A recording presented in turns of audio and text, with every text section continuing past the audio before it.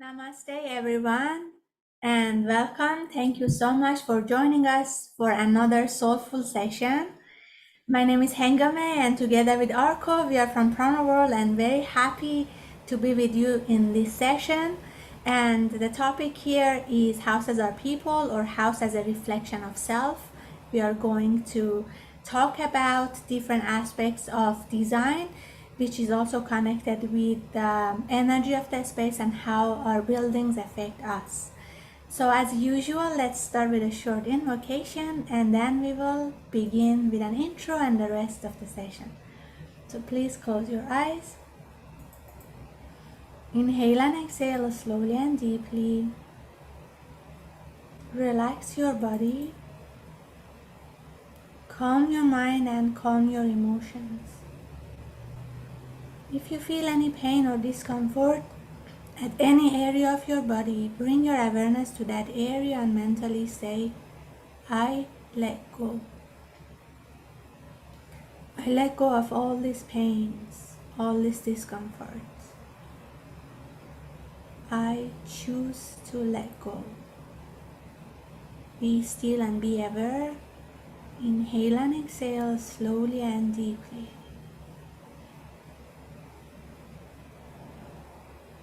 Now bring your awareness higher to your thoughts and your emotions. Just observe each and every thought that comes to your mind and fades away. Mentally say, I am not these thoughts, I am not these emotions. I let go. Let go of any negative emotion or thought, any stress, worry, frustration.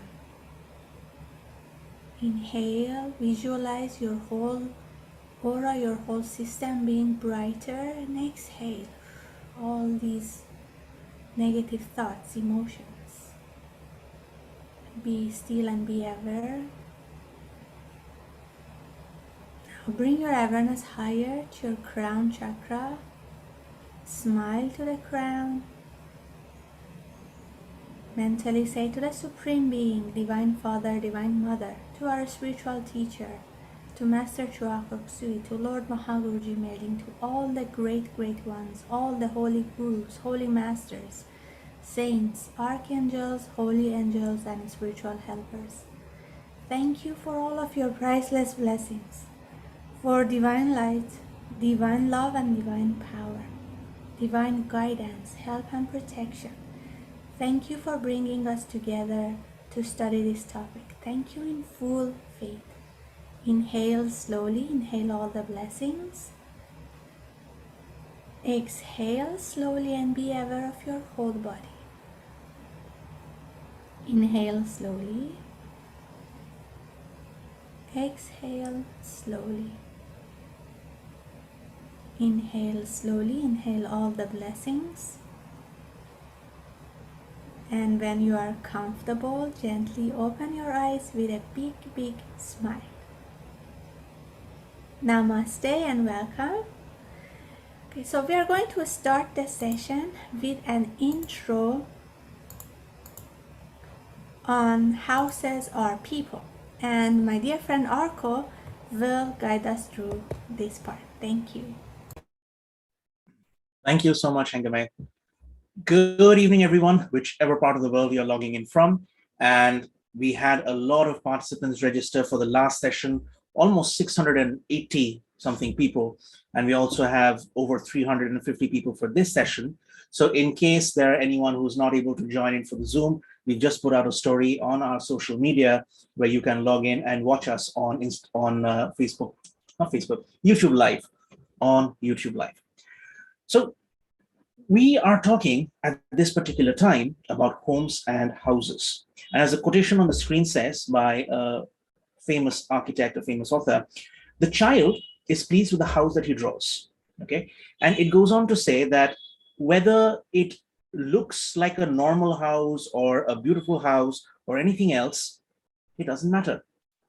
What the crux of this statement is, our home reflects what's within us. Now think about this. If you look on the next slides, we'll see something really interesting. Is that when we were children, we would draw houses like these. Do you remember these from childhood? Or if any of you are still experiencing an adult version of childhood right now, that if you draw a house, it looks like this. Let's hear this in the chat if you're there. That do you recognize the houses like this, with two eyes and a mouth? And you'd have those two trees. Sometimes there'd be a little lake with happy little fishes swimming on it. And you'd always have the sun. Look at that sun. In that second drawing over there, just look at that beautiful, happy sun that's like, think of a happy event. And you just go back to that memory of your childhood, the smell of that wax crayon, and you just feel a sense of inner happiness. So the child, if you look on our next slide, a child often draws their house with spirals, wavy lines, dots. These are like traditional symbols, okay? And according to certain esoteric teachings, these are a memory of their time in the mother's womb. How's that? A very interesting logic. They use spirals, wave motions. They remember a time when they were safe. Do you agree with the statement that our home is a place where we should feel safe? Do you agree with the statement that our homes are a place where we should feel safe? So the womb, therefore, becomes the symbol of their interior, inner peace. In fact, the child will draw the outside first, and then they're going to fill up everything else inside. So you will have some houses with the windows always representing the eyes. They say the windows are the eyes are the windows to the soul. In this particular case, it actually literally represents that. So they're using the language of symbols because they don't understand words or language. The meanings are lost, but we inherently understand symbols. It's a means of communication between the child, between when we were our ancestors living in caves as primitives and as savages, and then we evolved. And then there were sages and the great ones, the world teachers. So it's a series of evolution, and our home represents our evolution, not just as a person, but as a soul as well. In fact, I was talking to a couple of my friends yesterday. They're very successful business people. Yesterday, day before yesterday, and they've recently gotten their home renovated. And their tastes and preferences of how they liked things before, vis-a-vis how they like things now, the sense of possession and ownership and beauty has changed as their journey in the spiritual path has also changed. So not only are they very successful businessmen, they are also very dedicated Arhatic yoga practitioners. So in the fields of energy, our inner world reflects our outer world. And by looking at the outer world, we can also, to a large extent, impress and change the inner world. For this, the section we will talk about is how our houses affect us. I request my dear friend and colleague, Hengame, to please talk about this. Thank you so much. There is a quote by Churchill who said, "First we shape our houses and then our houses shape us." And that is very important when we deal with designing a house. If you are an architect, if you're an interior designer, or if you're just a homeowner, you get a house and you want to change it in a way that it affects you in a positive way. Okay, so our houses actually affect us, the energy of the house. Now, Arko was discussing about how children draw their houses with the windows as the eyes and the door as the mouth. Actually, when we come to traditional sciences of architecture, the door of the house is really symbolizing a mouth, and the walls, the boundary of the house becomes very important because place is not homogeneous. Like some areas are considered sacred and some areas profane. And when our ancestors started to build their houses, when they started to draw this boundary, they wanted to create a sacred place for themselves inside that boundary, and therefore they develop many rules and systems of beliefs and guidelines how we can make this place, this container, a sacred area for us to live and to improve our health, prosperity, harmony, and everything. Okay, now Imagine a fish in the aquarium, right? The water affects the fish, right? So our environment affects all of us. And therefore, it's very important that when we buy a house or when we move to a new house, we do things to make it a sacred place for us. And we create thoughts, emotions every day. The previous occupants of the house also have been creating this, especially if you are moving to a new house which was built before and had an inhabitant before. We need to make sure not only we clean the house, but also how we design the house in a way that it improves our life in different aspects. Okay, so traditionally it was believed that a house as a container has a direct impact on shaping the character of the inhabitants. You may have noticed sometimes you go to a place, the moment you enter the place, you feel uncomfortable, you want to leave. It could be an office, it could be a house of one of your relatives or friends or someone, and you don't feel comfortable. But there are some other houses that when you go in, it feels so comfortable, it feels so nice, and you want to stay there for a longer time. Now, if you have been changing houses, you may also notice sometimes when you went to a new house, it opened like doors for you. You start to have a lot of success in your business, your health improved, different aspects of your life improved. But on the other hand, sometimes you go to places that not, they don't bring you good energy, and they start to affect some areas of your life negatively. Why these things happen? All of this is because the energy of the house affects us. Whatever furniture, whatever decorations, colors we use in the house affect us. Even the materials, all of this, and even the place that the house is built. Now, you may also notice when you go to smaller towns, you feel more comfortable, you feel like it's quiet, you can think clearly. But when you go to very busy, crowded cities, you feel like your mind is clouded, you can't think clearly. And according to Master Feng Shui, living in the city itself, we are affected, our aura is affected. That's why we do regular meditation. Now, in this 3-session series, we want to discuss how we can design our house in a way that it helps us improve our health, our well-being, our relationships, and even prosperity of our house, prosperity of our life. So that is why from ancient days, from traditional days, they used to have careful observations on where they build the house, because again, as we said, place is not homogeneous. Some parts were considered sacred and some parts not. And what defined that was the energy of the space, because usually in traditional societies, when they were building the houses, there were a craftsperson, there were a master builder, but also we noticed that based on our readings and literature, that there was always another figure, a spiritual figure, who used to guide the construction of the house, and also like how they place their spaces and furniture inside the house. And this person was called the spirit man.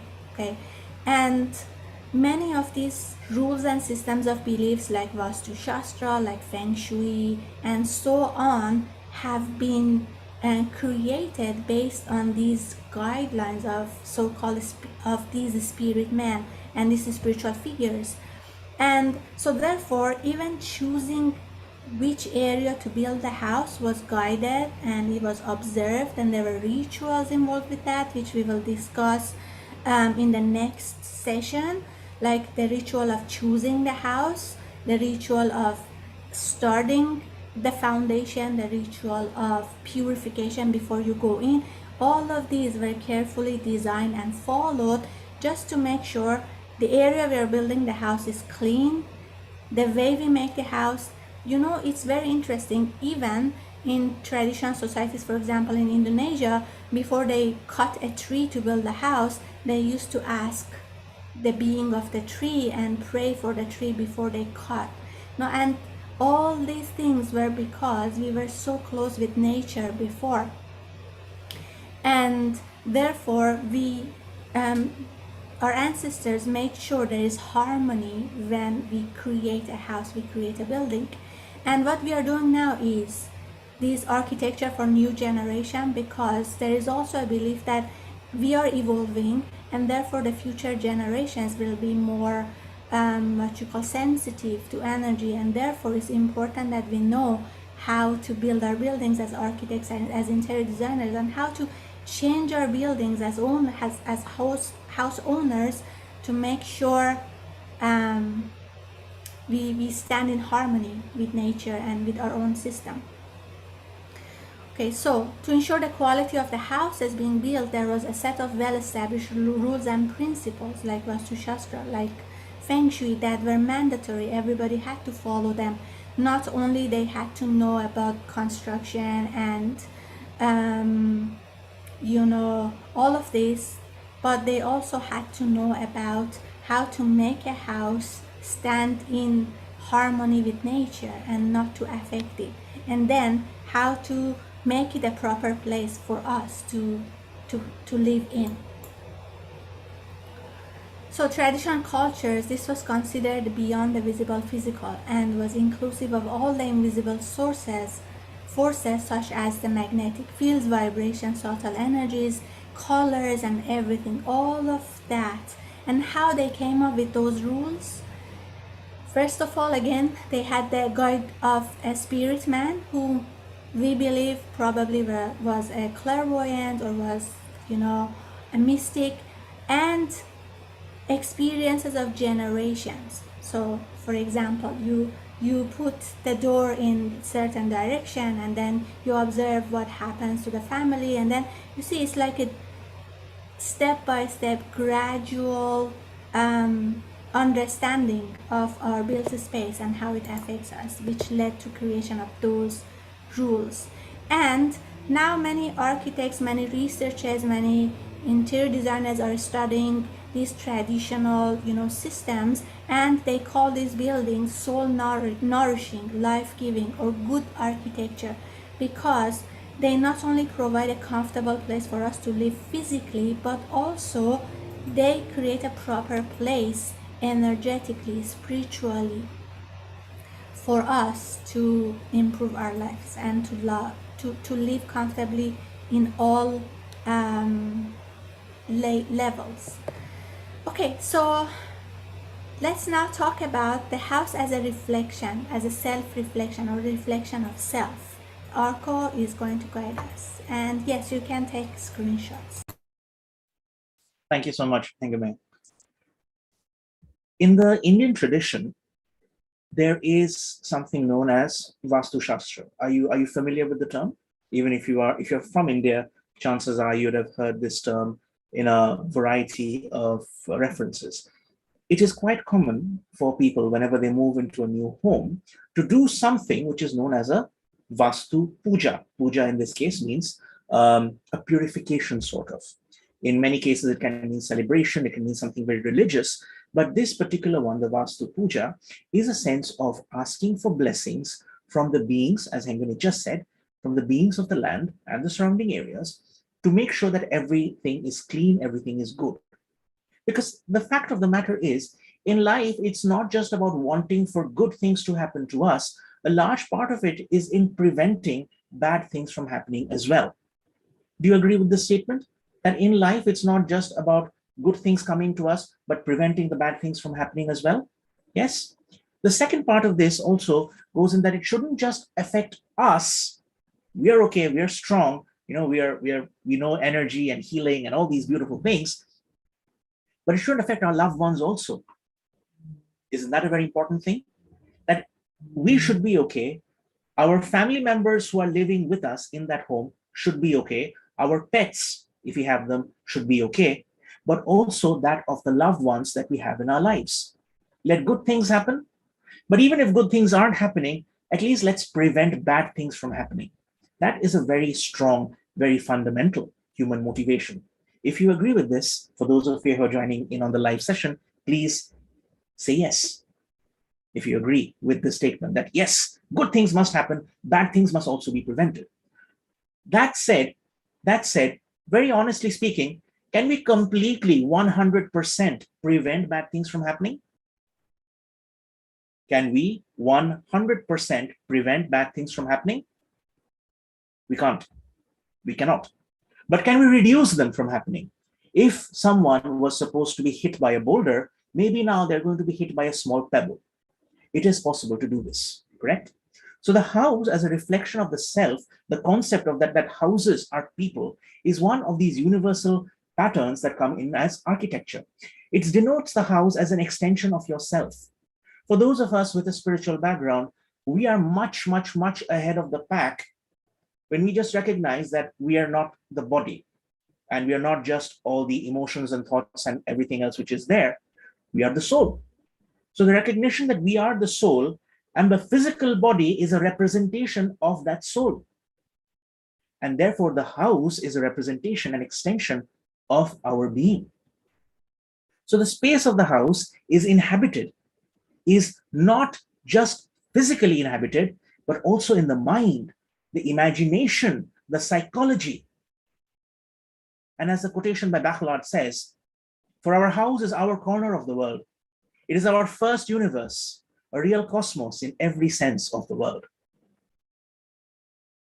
Our brains have very old memories, not just from this life, but from hundreds of thousands of years ago when we evolved as human beings. And I invite you to come onto this mental journey with me, that you're standing on top of a mountain and there's a cool breeze blowing. It's night. It's late at night. This is 20, 30,000 years ago. You're safe. And you look up in the sky and you see the stars twinkling. Some of you may be closing your eyes. Please do so. Just listen to the sound. You feel the whisper of the breeze as it caresses through your hair. You take a deep breath and you feel your entire body relax. For a brief moment, you recognize that you're part of something much bigger, much greater than yourself.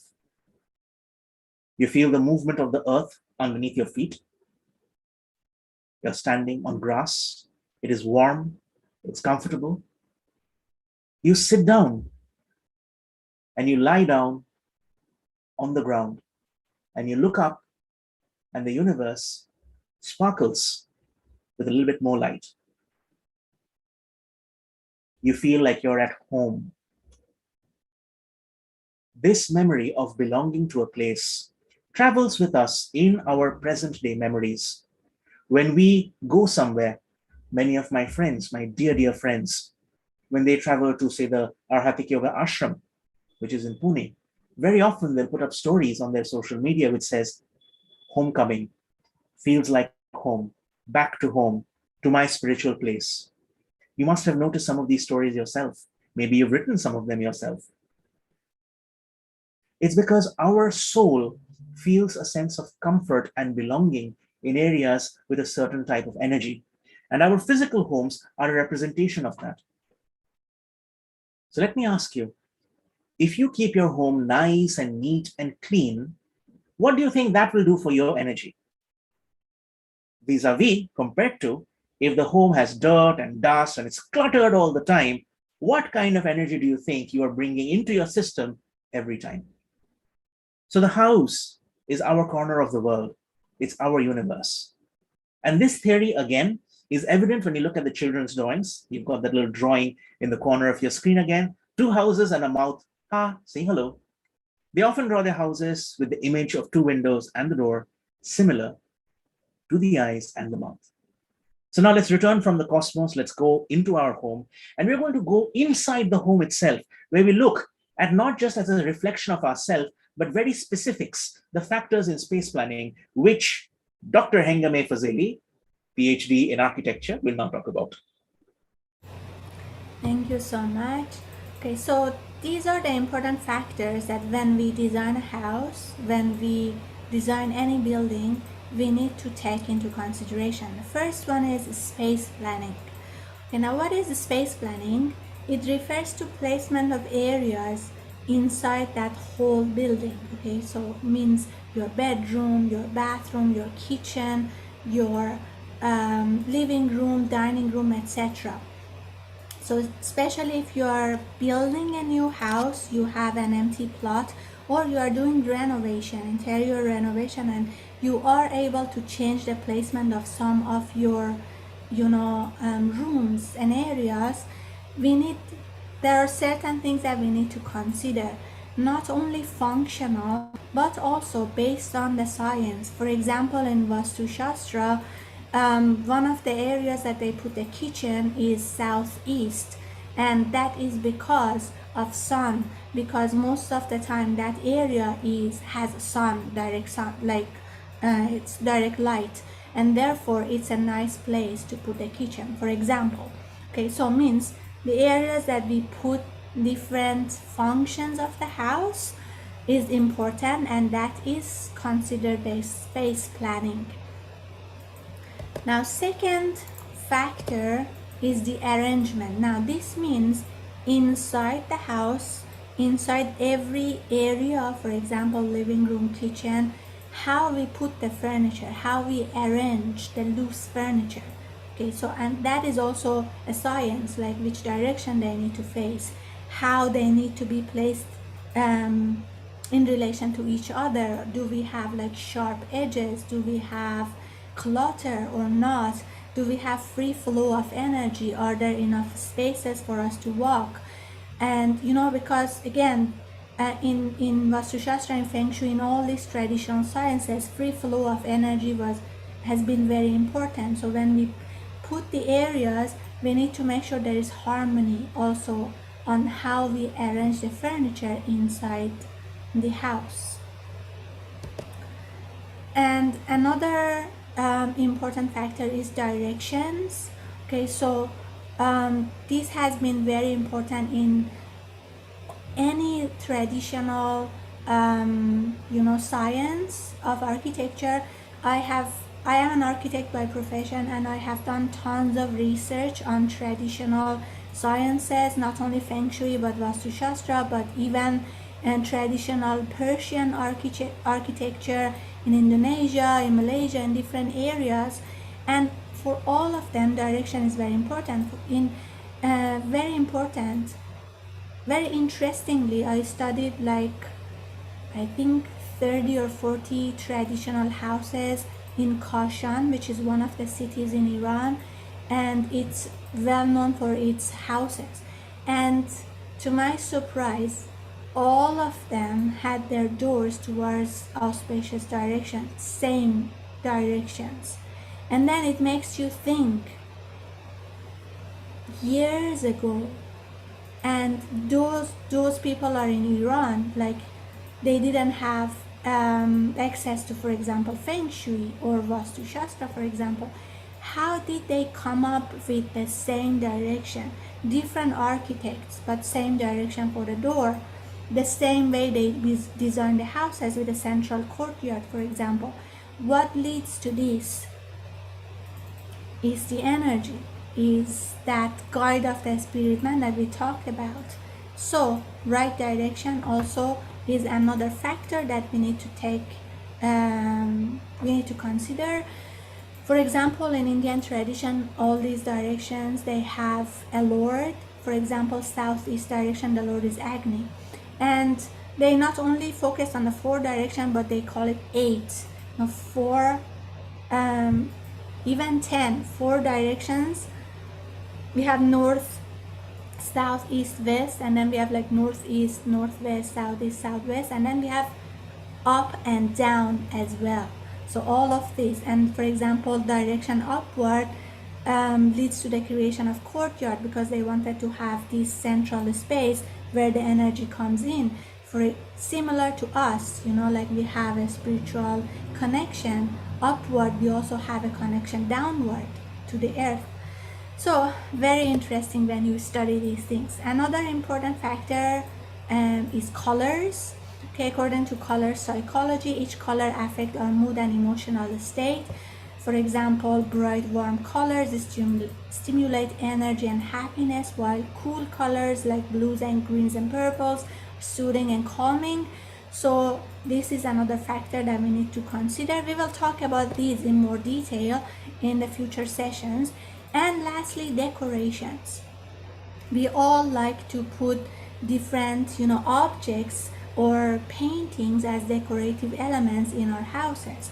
Okay, now in traditional houses, not only these were loose objects, but also you see like carvings on columns or the portal or things like that. All of these are filled with symbols. Now, why these decorations are important? Because when you look at an object, it creates a mental image, right? It creates a feeling. So it's important what objects we put in the house and what thoughts, what emotions they generate in us. Okay, now some of these symbols are universal, but some of the symbols are related to you as a person based on what memories you had, how you lived your life so far, and your family, your ancestors, your values. Okay, for example, the symbol of prosperity in India and China and Persia may be different, right?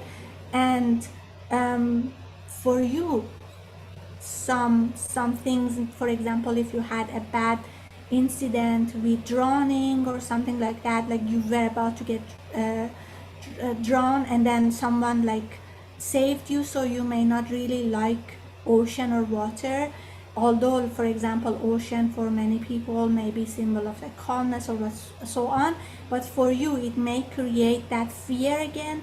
So not only we need to consider the universal symbols, but also what each of these objects, how these objects affect you, what kind of thought or emotion they create when you look at them in you. So these are the important factors that we need to consider when designing a house. We will discuss all of this in more detail in future sessions. And now let's talk about form vs function, which is a debate in architectural societies. And Arco will guide us through it. Thank you, May. Form versus function. Now, this is something we've heard a lot about. To give an example of this, think about the first mobile phone that you owned. Now, of course, this question is geared to the slightly older members in the audience who had these mobile phones which would flip open, or they had these weird shapes and you could play games on them. And in some cases, if you were taking a call, it would look like you were speaking on a banana, because form and function were very different back then. Many things are created on the basis of the function that they're supposed to be doing. It would not be very useful if we had a phone that also had the function of working as a hammer. It would just be very strange. Sometimes a lot of devices come with built-in cash slots or mobile or cards. These become difficult to utilize because if something happens, then you've lost not only your physical assets, but your digital assets as well. So we talk about form and function in the context of, say, your home, okay? To say that the function is the practical use of the spaces which are created, the form is the outside shell of the building, while the function is the structural and functional requirements. Very simply put, without making it complicated, form is the exterior, it's fancy, it looks good, it's decorative. Function is inclined towards the purpose and program of the building. Now, we've been talking a lot about how the human being, the person, is represented as the house and the house as a person, right? So let me ask you this question. Let me ask you this question. Would you rather have a fit body or would you rather have an attractive body? I'm waiting for the answers in the chat. I am waiting for answers in the chat. Yes, I know you're smiling. I can feel that smiling energy coming to me. And if you're going to say it depends, please choose one. Please choose one. Do you want to be fit or do you want to be attractive? And I like that one answer which has come in, a fit body that looks attractive. This is the answer that I was actually looking for. A fit body that looks attractive. or an attractive body that is also functionally fit. Why are we talking about this? So our background is in pranic healing, right? It's to do with health and fitness. One of the problems that we've seen as people get older is they develop a lot of pain and stiffness in their joints, especially in their shoulders or in their hips, lower back, their knees, and their ankles. These are functional requirements. They need to be able to maintain their balance, to be climbing upstairs, to be holding some, they're carrying their shopping or their kids or their pets, to be able to move without pain. Do you agree with this? That a good parameter of fitness is that you should be able to move without pain. On the other hand, there are a lot of people who go to the gym, who work out very heavily, and they're sore all the time because of the lactic acid buildup. I've been there. I should be there again some more perhaps, but I've been there long back. They're lifting heavy weights and the muscles look really good, but the functional fitness is not there. The ability to hang onto something and then just hold your own body weight. One time, many years ago, a group of us were doing some pilgrimages in the mountains on the footsteps of some of the senior teachers. Okay, it was called the footsteps of Padmasambhava. And there was a particular very rocky path, not very long, maybe about 200, 300 meters. But in the mountains, you can understand that as it goes through have you been to the mountains? Have you gone trekking? You know how it's like, right? Sometimes you have a rock and a stone and you have to grab that for support and you climb onto that and then your leg goes at that angle. You're getting scratched everywhere. But then you reach the peak of the mountain and it's very happy, very nice. So a lot of the people could not make that particular journey. Fortunately, there was a porter service. You had these 4 people on these bamboo sticks. They had strapped a chair onto it. They made the people sit down in it, and then they walked up the mountain. The function of it was to carry people from point A to point B, top of the mountain. Did it look very good? No, not really. But would a car have been able to go up? Would the top model, an electric vehicle or a super 250 powered machine be able to climb up that mountain? No. So the form depends on the function. And the function is enhanced by the form. So for all the people who wrote in the chat that a fit body is an attractive body, or that you want to have an attractive body that looks fit, or a fit body that's very attractive, that is the main thing. So form follows function means that the functionality of this entire building should be an important factor. The major design decisions should be based on the function, and the form should be derived as the process goes on. We'll go on to the next slide. And while we are there, we'll talk about a very important thing. Right now, in many developing nations, in many of the, especially the industrializing parts of the nations, I'm sure you would have seen a lot of buildings with glass facades. Have you seen this? Tall steel buildings with a lot of glass. Please let's know in the chat if you've seen them. Especially in cities, sometimes in the IT areas, the tech areas, maybe not so much the industrial or factory areas. You'll have these tall buildings. Even in the commercial sectors, even in your homes, perhaps, many of you live in those buildings which have a lot of glass outside, right? Now, have you noticed that the city that you live in is becoming warmer every year? The warmth is increasing 1, 2, 3, 4 degrees every year. You've noticed this? Why is that happening? You see, concrete absorbs a lot of heat. What does concrete do? It absorbs a lot of heat, and it passively radiates this heat out throughout the night. So it feels much hotter. What does glass do? It reflects. So you've got this sunlight coming in, it's really hot, it's hitting the glass windows, the glass facade of the building, getting reflected into the ambience, into the environment, being absorbed by all the other concrete everywhere else, and becoming hotter and hotter and hotter. The cities, we are building our cities to be really, really hot. And in the context of a building, hot is not good. In the context of a human being, hot is still okay. You look hot, is good. Just don't go have a fever, right? But you say your building is hot, not a good thing. You're allowed to laugh in the comments, okay? Since I'm not seeing your faces, just think, haha, works. So this is a question of where function did not do well, where form took over. It looks great, but is completely sick. There is a term, not just in architecture, but sometimes in medical parlance also. It's called SBS, sick building syndrome. And we face this. We do a lot of consultation work when we're traveling out there. We're going to our clients' offices. None of the hotels have any ventilation.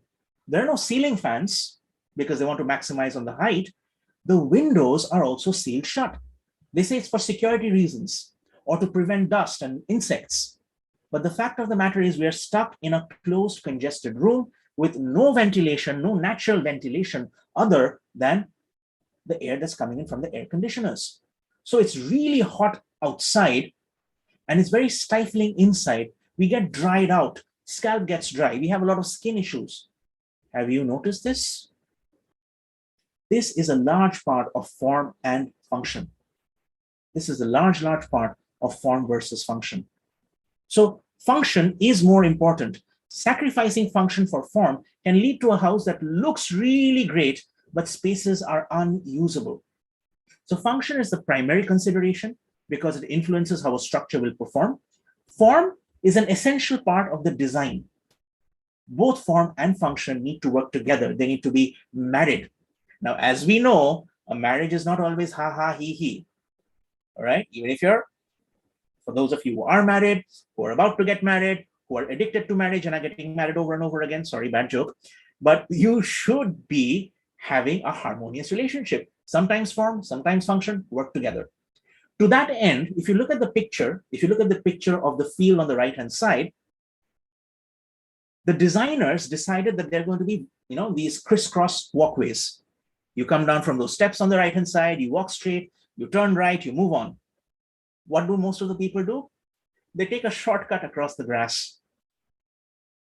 They take a shortcut straight across the grass. So you can have all the form, all the beauty, all the planning, but human beings will do what is convenient. We love taking shortcuts. So you can have the beautiful thing planned, and unless there was an alligator standing there, people would not take the main road. So form versus function in your own home, in the context of your own home, look at what the use of the things are and decorate it accordingly. Don't just put something because it looks beautiful, but usability is a big no-no. So that's form versus function. We're going to talk in a great depth about this in our next sessions. We'll be talking about the form, function, colors, directions, everything about your bedroom, your office, your living room, everything. And maybe if we have the time, we're going to talk about how it impacts but you're probably not interested in knowing how your home impacts your prosperity and your relationships, right? Yeah, maybe for other sessions, not now. Okay, so form versus function. And now we're going to go a little bit more theory about the traditional sciences of architecture. And for that, I request Hengame to talk. Thank you so much, Arko. Just adding to what you said, like if we look at many of these traditional buildings, the way they ventilate a space is also designed in a natural way. Like we don't need to use aircon, and by just opening a window and the opposite window, like air flows, and there are so many solutions, natural solutions for this. But unfortunately, most of our buildings nowadays, especially apartments, are designed in a way that you can't have that natural ventilation properly, and therefore we need to use all these machines like air cons and fans, and that also leads to global warming as well. And yeah, so that is something we can consider, especially if you have a house, a bungalow. And even in apartments, that is one of the things which is considered in Vastu Shastra when you do space planning. Like you put areas that need less, for example, light in the northeast, for example, and they need like cooling, and you put areas that need heat in the south section of the house. See, all of these were really thought through and now gathered as one set of guidelines in these traditional sciences of architecture. Now there are so many, but these are like the three that they talk about a lot, especially in Encyclopedia of Vernacular Architecture, these three have been mentioned. Feng Shui, we all know of, is an ancient Chinese principle of building based on Taoist philosophies combined with Buddhism. It's interesting that Feng Shui initially started for for graveyards, cemeteries, and to place the grave in a way that it's not affected by flood and the energy is good and it has positive chi. And later on it also developed for houses, and therefore when you read about Feng Shui you will see that sometimes there are opposing, like, controversies, for example, in some of the guidelines, because the way we do Feng Shui for a graveyard, for example, is different, for cemetery is different from how we do Feng Shui for a house, because the function, what we need, is different in each of these. So when you study all these different, rules and guidelines from internet, please try to, if you know scanning, scan. If you don't know scanning, try to research about it, gather information from all of this, put them together. And for example, some of the guidelines which work for northern hemisphere may not work for the southern, so all of these need to be studied. One of the best Feng Shui guidelines and teachings that we can recommend is Master Chua Kok Sui's Feng Shui. So if you have the opportunity to attend a class, that is one of the best, and it just has got rid of all these guidelines which need update or which doesn't serve anymore, and it gives you proper rules and guidelines how to design different areas in your house. Now, Vastu Shastra, the main concept, it means the science of construction. From the beginning, the main concept of it was to guide people how to create houses in complete harmony with nature and the universal forces. It talks a lot about the influence of sun, the energy of directions based on the lords of directions and materials and so on. So that is another example of these traditional sciences of architecture. And Hoigaku is, sometimes they call it Japanese Feng Shui. It's a Japanese version. It means directional angle, and in which the relationship between architecture and orientation is considered in two aspects of nature and philosophy. So these are the three main sciences that are available today as sciences, but again, based on a lot of studies that we have done, in any culture, when you study their traditional houses, you will see that there is a certain guideline that they have been following. Now, it might not be written, it might not be available as written today as literature, but by studying these cases, we call it case study, by studying these different houses, for example, the houses of Kashan that I studied in my master's degree, you will see a certain pattern happening in almost all of them, and that make you wonder, what is this, like why all of them have the same pattern, have the same kind of arrangement, have the same kind of space planning, have the same kind of direction. So there has been a science, but maybe it's lost, but at least we have these three. How Earth's magnetism, yes, that also affects. In future sessions, we are going to discuss about how colors, for example, how forms, how symbolism, how all decorations affect different areas of our house. But this one is more of an intro on what is this science, how houses affect us, how these sciences have come to existence, what are these, what are the important aspects of them.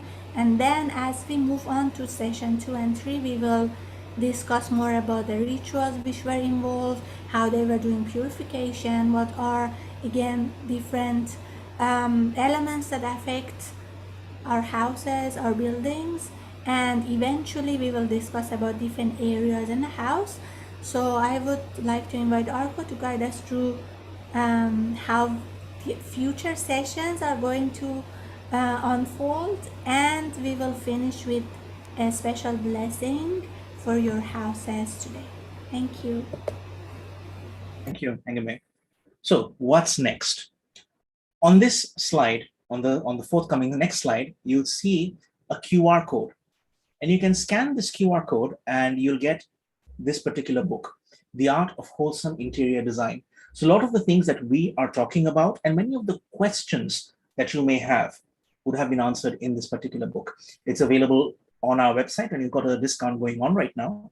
So you can scan the QR code, download the book, and hopefully it'll add on not only to your knowledge, but also in your ability to understand where things are happening in your home, why they might be happening, and what you can do to do those two things. What are those two things? One is to make sure good energy comes, and two, to prevent bad energy from coming in. Because that's what we want, right? We don't just want to go after happiness, we want to prevent unhappiness as well. So on the particular next slide after this, we'll see what sessions 2 and 3 have. This is session 1 that houses our people. Session 2, we'll talk about the importance of purification and blessing and rituals as a traditional means of purification and blessing. And there are going to be some examples, soil testing, the ridge beam. We can talk a little bit more about architecture, such as the load-bearing walls, the slope of the land, and many such things, depending on the sessions. There are modern forms of purification and blessing, examples of issues that can happen if the house is not purified, the front don't. There are some very powerful energy techniques that we can do to clear the energy of our homes. And that is what we are going to be talking about in the next sessions. So the examples of issues that can happen if the house is not purified, the laws of the directions, the concept of symbolism, and the effect of decorative objects, and also the colors of your homes. So if you have purified your home, whether you have inherited it, whether you've purchased it, whether you've built it fresh, or even if you've gotten it as an auction, there are ways and means to cleanse and purify, which is all going to be talked about in session 2, which I think is on the 8th of October.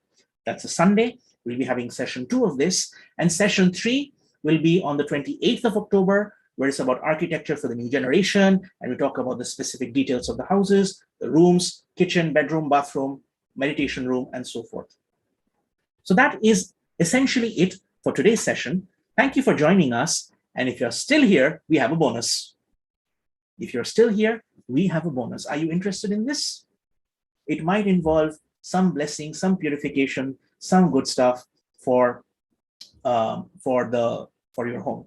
So let's go back to are you ready for it? Ready? All right. We'll just put the QR code back on the screen for everyone's easy reference.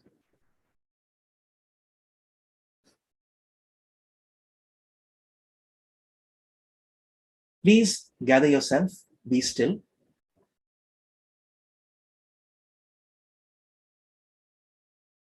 Take a deep breath. Close your eyes. With the help and blessings of God, with the help and blessings of our spiritual teacher, all the spiritual teachers, all the great, great ones, may brilliant healing energy radiate throughout your entire home. The plot of land that the home is in, your front door, visualize the energy moving in through the front door, through the foyer, going up the stairs, going through the entire home, through all the rooms, all the bedrooms, the living room, the dining room, the kitchen, and the toilets. Brilliant healing energy in each and every room, in all the 8 directions, north, south, east, and west, the northeast, the northwest, the southeast, and the southwest, and the center of the house. May brilliant healing energy move through your entire home, filling it with healing, with prosperity healing, with inner healing, with psychological healing. May every person, every being in this home be blessed with love, with peace, with happiness. So be it. So be it. And so it is. Inhale slowly and very deeply. Exhale and share this energy with your entire home. Inhale slowly and very deeply. Share this with all your family members and loved ones. Inhale slowly, very, very, very deeply. Be aware of your whole body. Open your eyes with a big smile. And please continue to breathe normally. How's everyone feeling? How do you feel?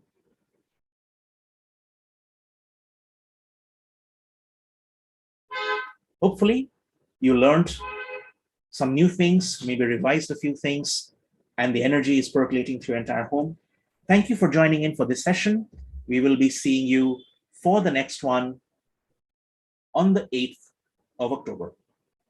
Atma Namaste. This is Orko and Hengame from Pranaworld. Thank you so much, everyone. See you in the next session. Take care. Namaste.